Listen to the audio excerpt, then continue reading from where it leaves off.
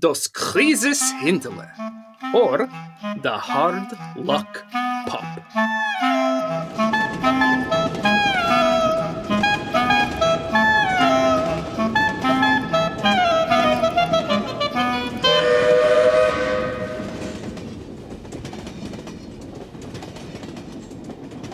Labzik the puppy was in a basket.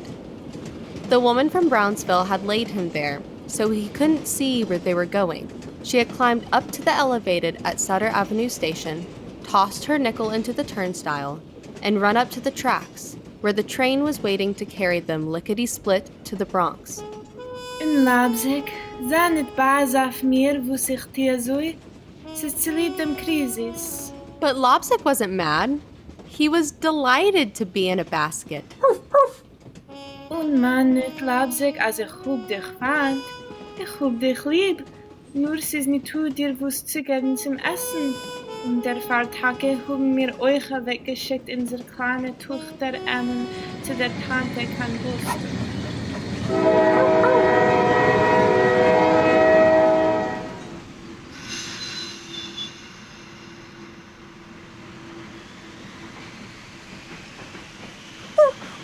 Lass mich nicht über! Lass mich nicht über!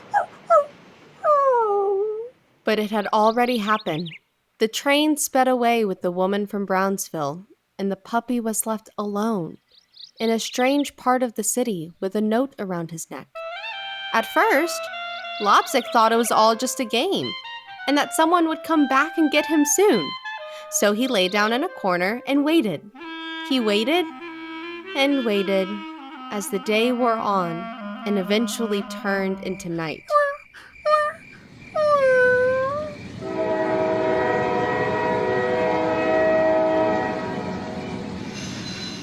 Trains full of workers kept rushing into the station. The doors opened, and the passengers ran out quickly and bounded down the stairs. No one even glanced at Labzik.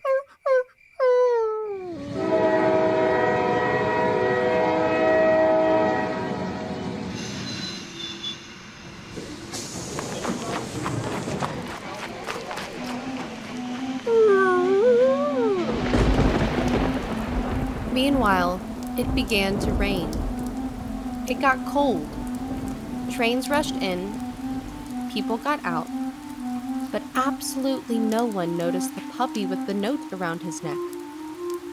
Labzik thought things looked very bad for him, that he might even die, and he began to feel very sorry for himself and to whimper like a small child.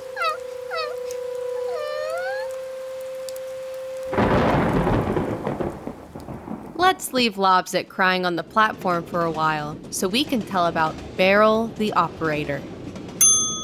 Berl had big black eyes that were always merry. He had a capable wife named Molly, a little boy named Mulik, and a little girl named Rivkala. He had been sitting in a window seat on the train, looking out. Ach, es geht der Regen. Obere kaputte der Regen. Aber es wird sein eine gute Wetter. The Lexington Avenue Express train stopped at Jackson Avenue and outran Berl the operator with his merry eyes. But before he could head for home, he noticed the puppy with the note around its neck, trembling with cold and whimpering like a child.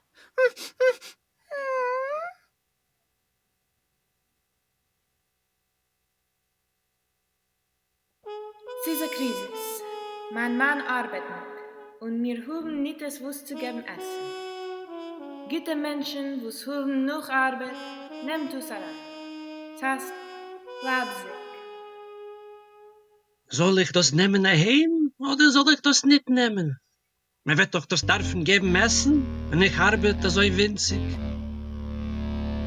Aber eine kaputte die winzig arbeit. Ich will das nehmen daheim. Berl wrapped him up in the newsprint pages of the Morgen Freiheit, and Labzik didn't object. He knew that he had found a real mensch.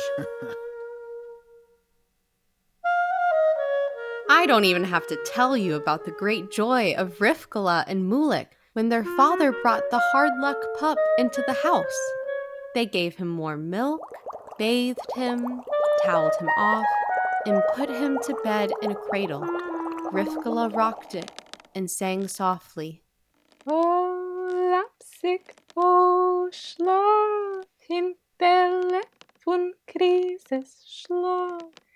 Die Pioneren wollen scheiner weg, treiben dem Krises, so schlaf, schlaf, schlaf. Labzik obeyed and was soon fast asleep. How wonderful. Labzik is the main character in a series of old Yiddish children's stories. These stories have now been given a new life with the translations by Miriam Udel and being brought to the screen or made into a movie by a team at Emory University.